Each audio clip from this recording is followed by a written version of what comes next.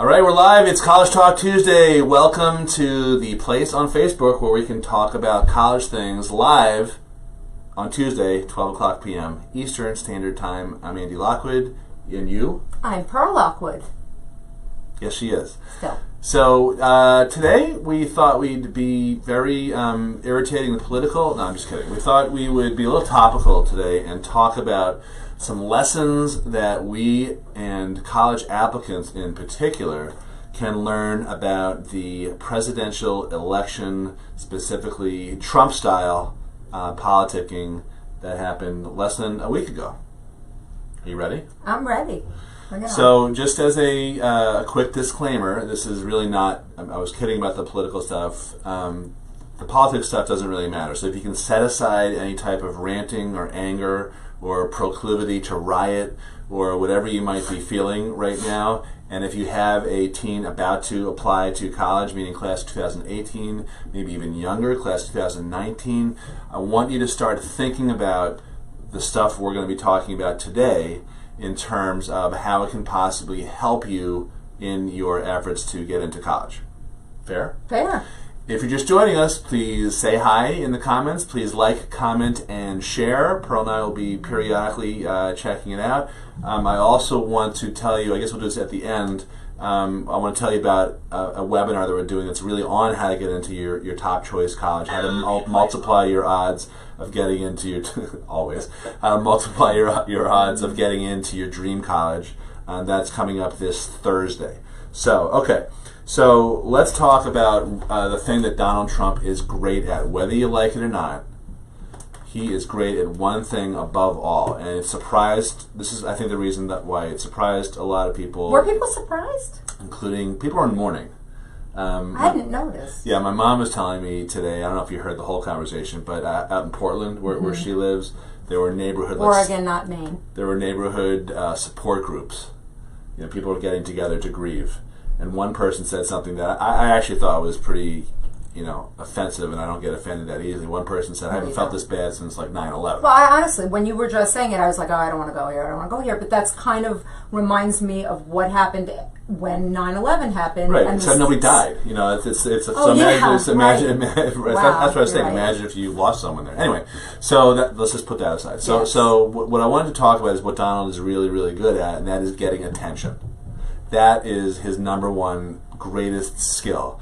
His business acumen, I happen to think he's pretty impressive that way, but that's debatable. His political, skills, whatever, I think those are highly debatable. But I don't think anyone with half a brain can debate his ability to get attention.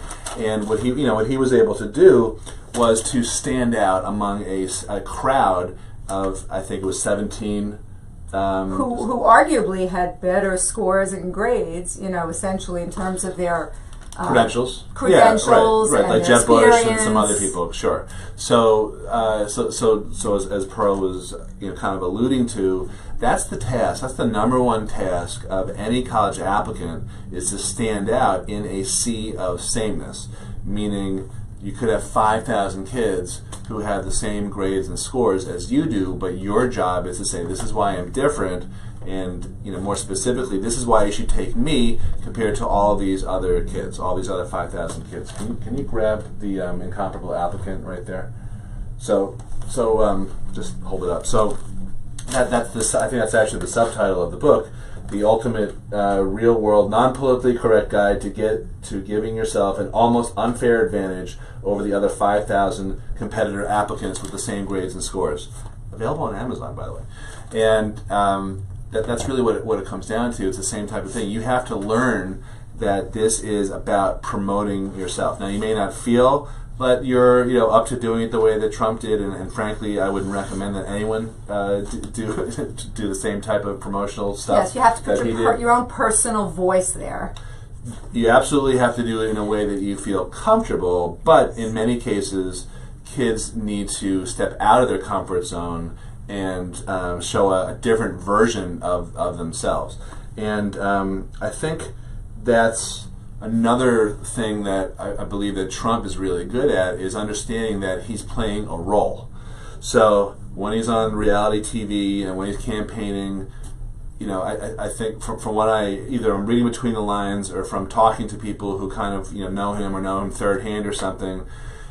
Apparently, when he's not in front of a camera, he's not out promoting himself. He's more of a normal, regular type of guy. And I don't know if that's true or not, but I think my point here is that he's putting a version of himself forward, and that's the same thing you do on the college applications. You have to understand that it's almost like one of my. You're packaging yourself. Well, you're definitely packaging yourself. Yeah. One of the jokes I say a lot is. If you read as many college applications as I do, you would think that everybody applying to college is a leader. There are no followers applying to college. It's all a funny essay. Well, maybe it's all chiefs, no Indians. Not to be even more politically incorrect, but that's really the deal. You have to understand that this is a promotional. It's fundamentally a marketing exercise, getting in and marketing, promotion, and public relations. So, by the way, if you have any questions or you want to debate this or perhaps engage in a verbal riot or something, it's raining today, so I think the protesting might go down a little bit. Maybe. I'm actually speaking at Jericho High School tonight. Did you commit to coming with me? I have not committed yet. What are you doing? You're like withholding. I like to keep the mystery alive. You're like withholding an endorsement. I think Pearl's coming tonight. Jericho High School, 7:00. But if you're not protesting and you're in the New York area, you're welcome to step by. Will you check and see if anyone has any questions, or please say hi. Let us know you're on with us. Hi, Tony Ann. Hello, Tony Ann. Good. It's always nice to see her. Trump decided what he stood for, and again, that's also controversial, and a lot of people don't like what he stands for. But he, like a college applicant, thought about exactly what he was trying to, as Pearl said, package, and I think that's very important. Are you the the jock but who has an intellectual side? Are you the community service kid? Are you the guy or girl who's really into just learning stuff from all different perspectives? Or are you just like the narrow, I just want to get great grades, type of guy, the grade grubber? You have to decide. Either you're going to decide that, or it's going to be decided for you when an admissions officer reads your application. So my advice is do that proactively. Don't wait for someone to do it for you. Take the initiative, and I think certainly Trump took initiative. Yes. Okay. Here's another thought about similarities. Trump chose his audience very carefully. So in his case, I believe it was mostly non-educated white families from the Midwest who are not coastal liberal elites. Although I did hear, I don't know if this is true or not, I did hear that he actually polled more Latino votes than Hillary did, which I just think is pretty funny. So right. So choosing an audience doesn't necessarily mean by race, right, or skin color. It might mean not demographically, but it might mean more psychographically. I think college applicants should think about their colleges that way too, because there are key differences in from campus to campus. Now, that being said, getting back to the whole political thing, 90-something% of professors vote one way, and it is not the Trump. It's not the Trump way. So there's not so much diversity among campuses in terms of political thought. Although what I did find interesting, by the way, is that it varies among department. So math department professors tend to be more conservative than like humanities and history and English types of professors, by the way. I asked Harry, our son, the other day, I said, well, after the election, I said, well, what was the environment like at school? He's in high school. And he said, well, all the teachers, everyone was pretty much really upset, except my investments teacher. Yeah. That's funny. Yeah, thought so. That's funny.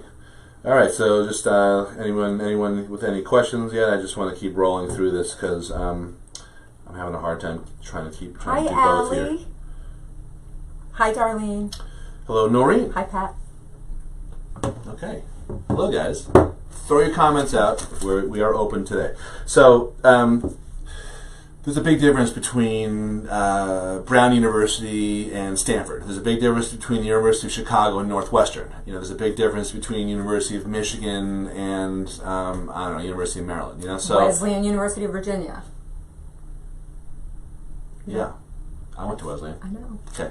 So, yeah, big differences. So, I think choosing your audience is very important. And frankly, after working with a ton of kids over the summer and still in mid-November about working on the supplemental essays from colleges, many of the colleges want you to demonstrate why that particular college is a good fit for you, which requires some thought and some digging in to finding out exactly what that college is like and what that audience, or that fit is, or that community is like for you. And you really can't wing it. So when you get a question, a supplemental question like, so why are you applying here? Tell us what drew you to apply to Wake Forest or something like that. You can't say something like, I always wanted to go to school in the South, and the basketball team is awesome, and I just like the area, because that is a very generic response that you could say for probably 50 colleges. There's 5 or whatever right along Tobacco Road right there, and there's a whole lot of other schools in the South. Same thing like, I want to go to BU because I want to go to school in Boston. Well, there's 200 colleges there. So you really need to do a deep dive into exactly what the school has to offer for you. And by the way, and if you, I've had this happen probably 2 or 3 times this year. If a kid is unable to say that, they're saying, I'm just having a hard time answering that question. My answer, right. What do you think my answer is? Maybe it's not the right place for you. Yeah, don't apply. Right. Yeah, don't just apply for the hell of it. Don't just don't just Path of throw a least whole bunch of stuff resistance. up against the wall and see what sticks. Right. So so that's another lesson there. Plus the more of a connection you learn or have with a school, that eventually comes out, and if it's communicated appropriately and properly to the school, remember, the school is a business, and they are as interested, or their focus is on as many people that they say yes to say yes back to them, because that affects their yield, which affects their college rankings, etc. and so forth, which the colleges as a business are very concerned with. So the more an applicant can find what actual connection they have to a school and communicate that in the application process, that will certainly help them, their chances of admission. Yeah, I'll take it even one step further, and you can attest to this because I think you went through this. If you just apply to a school because you think it's one way, but you really haven't done your due diligence, you might be in for a very rude surprise once you get to that school, and you might not be happy there. So you transferred from your initial school from Pearl started off at Skidmore, right. And then she ultimately transferred to Cornell for her sophomore year. What do you think that you should have done before you committed to going to Syracuse to Skidmore than that you didn't do? Like what advice would you give someone to avoid your mistakes? Wow.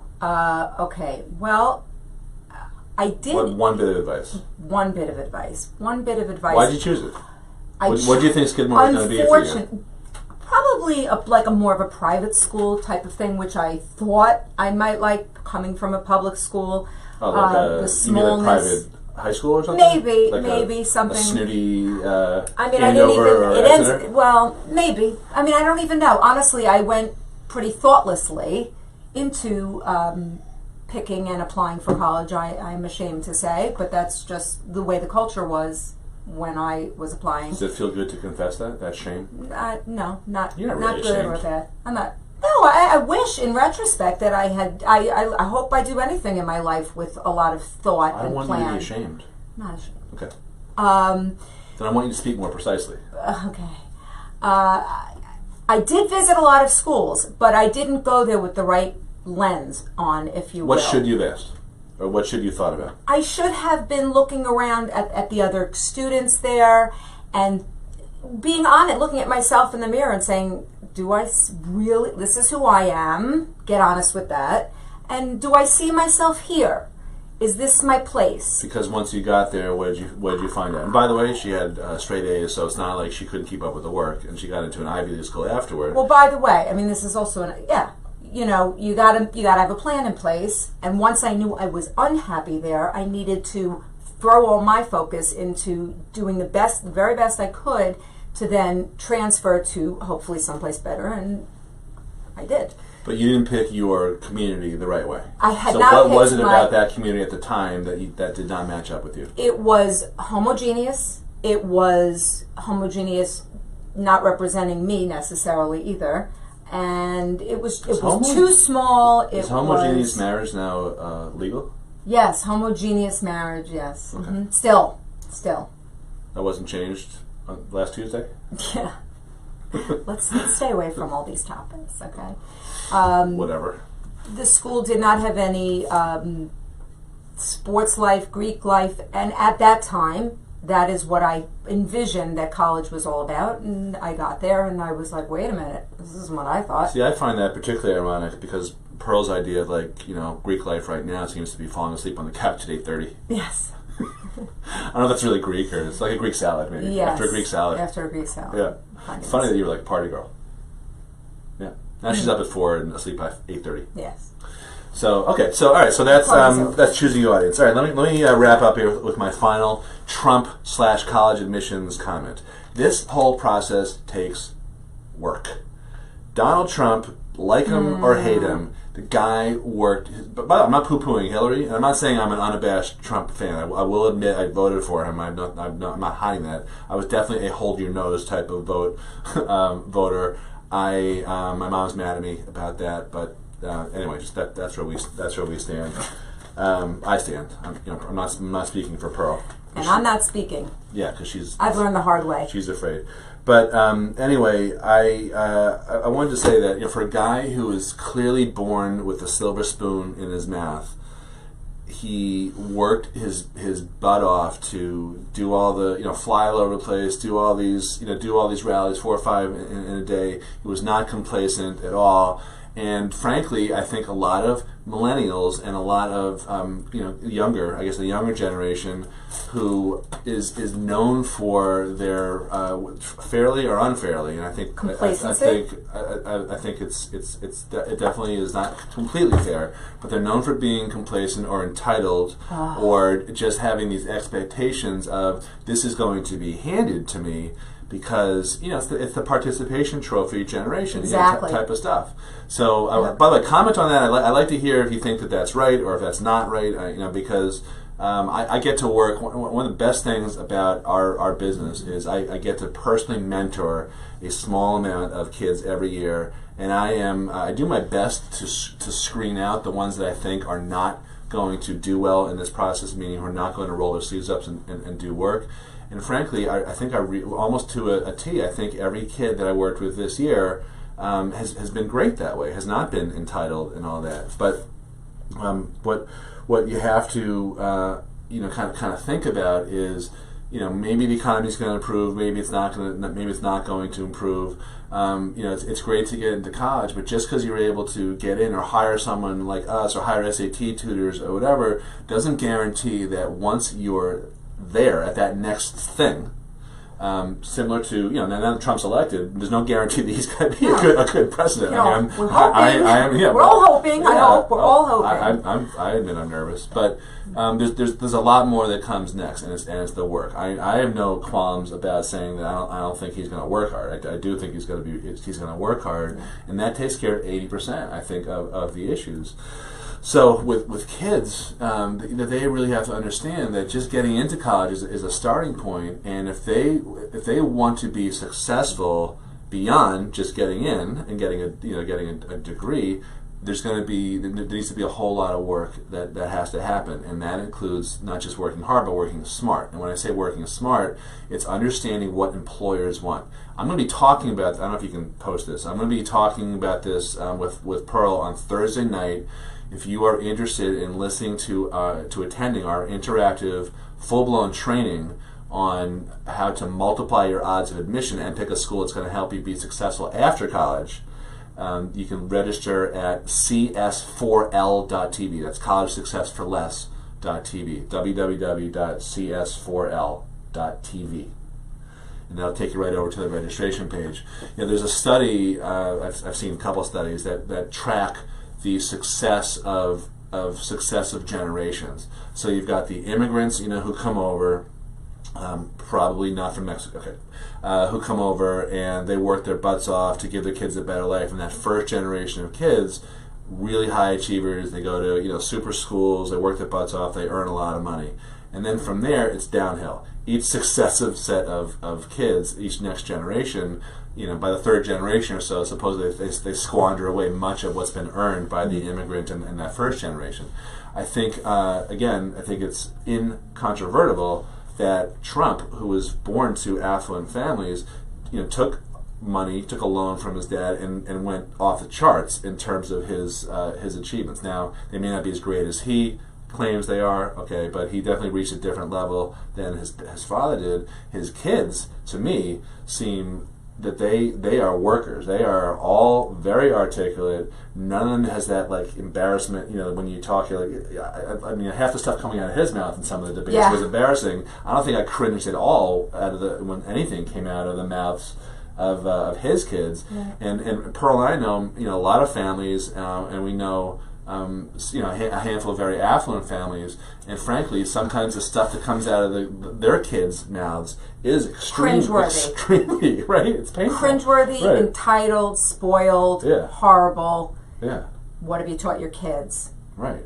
Let's jump into reality. I mean, this also comes back. It does, because what we also I knew you liked this topic, by the way. What we also see in this year is we have everybody who applies, and then some people retain us for college selection and picking not only just where are you going to get in, where are you going to get in, where are you going to get in. I mean, that's not the end of the road, people. It's 4 years later, hopefully, if you graduate in 4 years, you have a plan that is going to put food on your table for the rest of your life and propel you into that direction. So anyway, you don't want to be let's say, on the balls of your you-know-what when you're in this process. You want to be forward-thinking and planning, and unfortunately what we have seen is those who don't and go into this process with unrealistic understanding about this process often can face what we've termed admissions Armageddon, because they don't live in reality, they don't start in reality. And that's the other thing that this election has brought home. A lot of people were really dumbfounded. They he got elected and she didn't. The shock. Well, one person called the election a while ago, months ago. Andy Lockwood. You did, because you tend to live in reality. You stay in reality. That's one reality lane. Population 1. Sometimes 2. Yeah. All right, so let me just go through some comments here. I don't know if you got them. Noreen asked to repeat the URLs. I think you did that, then I did it also. Oh, your sister Sandy shared our link. That was great. Thank you, you said hi to Tony Ann. Pat Barry is here. Okay, so hi everybody. I think we've said a lot here. I don't know if it's going to really go over the right way, because I don't know if it's the reality distortion thing. That was what they used to say about Steve Jobs. Some reality distortion is great. I mean, we're self-employed. Sometimes we have to be very, sort of ignoring a lot of bad news, whatever. But you always need to be realistic. You always need to understand what the obstacles are. And frankly, as you go through your junior year or sophomore year of high school, it's very easy to get an unrealistic, assessment or belief about how you stack up compared to others, because you could be... When 3/4 of the class are admitted into the Honor Society, or every participant in a sporting event is given a trophy, like that. Yes. That's not helping stay in reality, is it? No. Don't get angry. I'm not. Okay. I just... So what I was going which I have a right to do. Okay. So what I was going to say is more along the lines of that you may get a ton of accolades and you might be a very accomplished student and all that, but if you're gunning for the top schools, you're a dime a dozen. That's really my point. So it's, and that's reality. Yeah, it's reality, and that doesn't mean that you should take anything away from yourself, or we're trying to somehow take anything away from you. But we want you to be grounded in reality, and it makes sense. I would never tell kids not to apply to those types of colleges, but I would say, let's have a plan B. Mm-hmm. You may think it's beneath you, but it's still a school that you should consider seriously, because you may not get into the schools that Naviance, the college selection software, indicate that you should get in. And the main reason for that is because Naviance looks at really only 2 out of 20 or 25 factors. One of those is your grades. Grades, I should say, are your grades and your scores. And the other factor is everyone else from your high school who was admitted to that particular college that you're interested in over the last 3 years or something like that. And that's it. And the flaws are it's huge.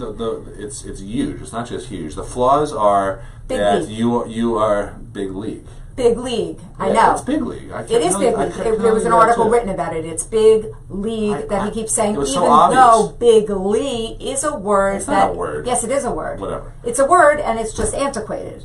I look. Okay. But he has been saying big. He's a sports league. guy. He played baseball in college. But He was some like a there was football debate. team owner. There was debate. Dumb debate. I did not participate. I refuse to accept the results of that So debate. you knew it was big league. It just, yeah.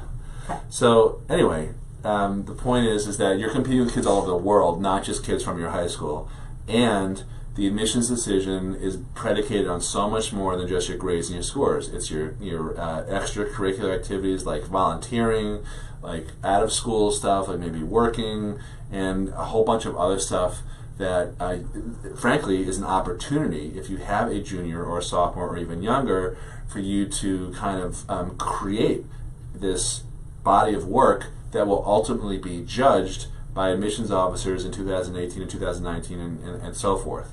So you can, if you're your own PR agent, and you can come up with things that are going to appeal to the audience that you select, and you don't just wing it. You don't just, like Pearl was saying, you don't just do the same thing that everyone else does. You have a much better chance of getting in. It's a world of hurt. You have a much better chance of getting into the college of your dreams, and you have a much better chance of not failing. The way that Pearl said, not having this bitter, crushing disappointment. So, on that note, is there anything else you want to add there, Pearl Lockwood? No. I think this has been a very sobering and enlightening discussion. Oh, absolutely. That I'm sure will continue.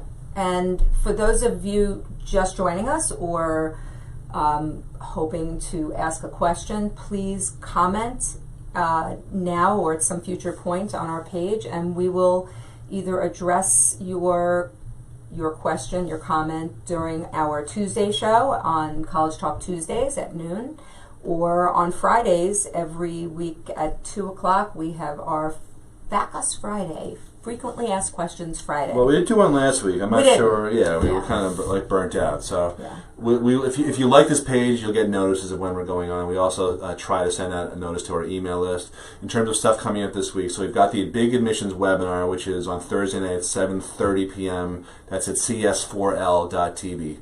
C stands for college, success, 4 less, cs4l.tv. And if you're local, we are speaking tonight at 7 o'clock at Jericho High School. And also if you're local on Wednesday night, I don't think I can drag Pearl out to Smithtown out in eastern Long Island, but I'm speaking out there at 7 p.m. Also, just, if you're interested in any of that information, just post a comment right here on this page.